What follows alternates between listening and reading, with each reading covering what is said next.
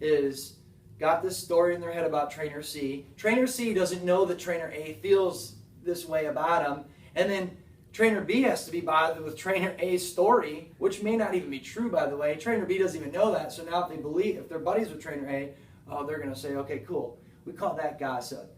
Trainer C is not there to defend their position, and two people are just, throwing dirt at them or running their name through the mud. Absolutely zero tolerance. You could be removed from the company, no questions asked if you're caught doing that. Am I necessarily going to do that? Is the director necessarily going to do that? Not saying we are, but that may happen depending on how much damage you do to the company and the core values of the company. And we talked about this in an earlier meeting about company core values. The company core values are in place to protect every employee and every customer that comes in to VIP.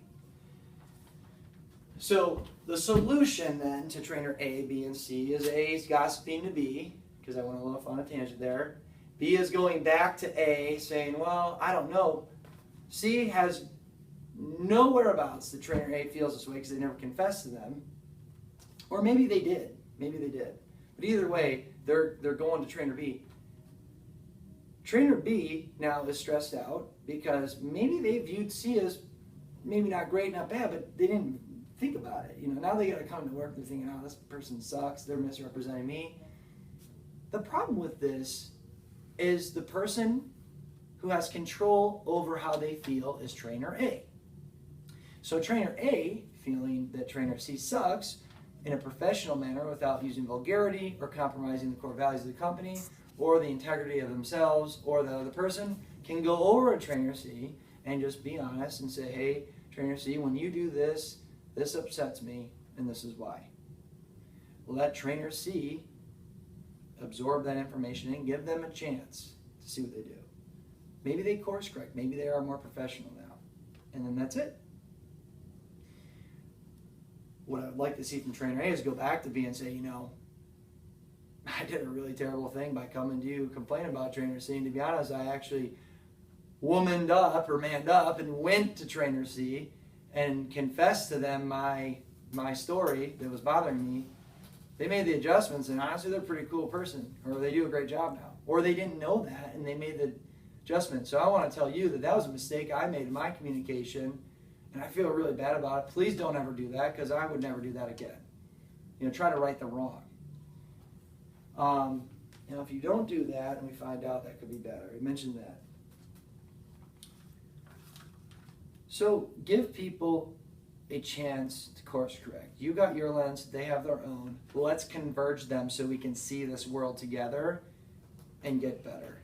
And think about it this way. What if when trainer A went to B, and let's say B is like this Mr. or Mrs. Follower, and then told all the other trainers, say there's 10 trainers, and told the clients. You could make somebody, like what if trainer C's got a figure camp program open, is enlisting 25 or 26 clients, and now nobody wants to sign up with them because you were gossiping in a negative light about them, whether it's true or not.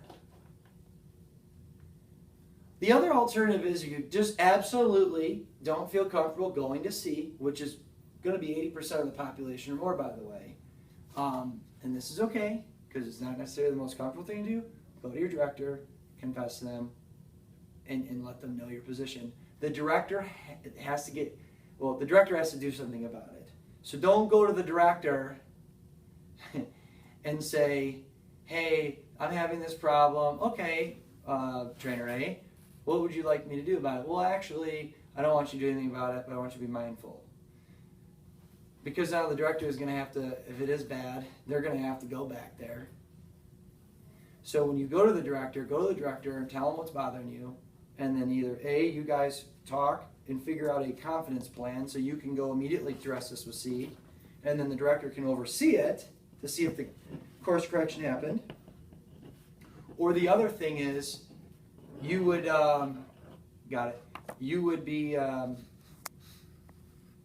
asking the director would be like, hey, trainer A, do I have your permission just to pull them aside? And then we have a three-way conference, or you pull them aside.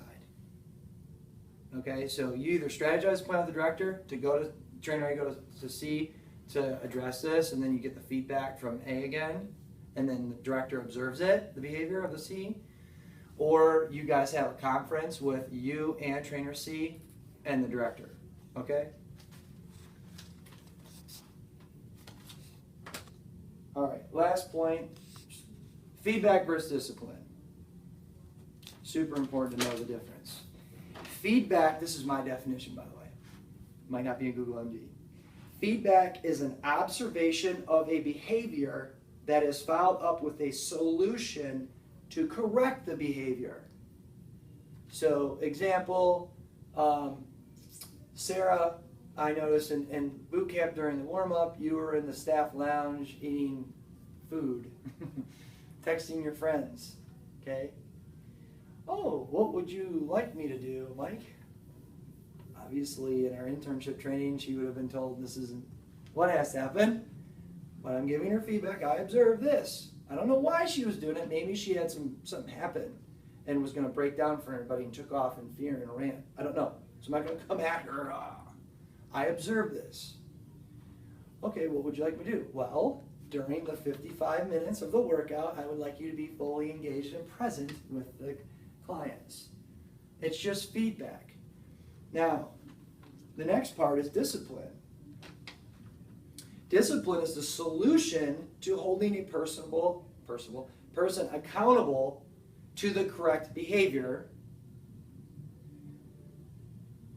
A side note is let me start all over again.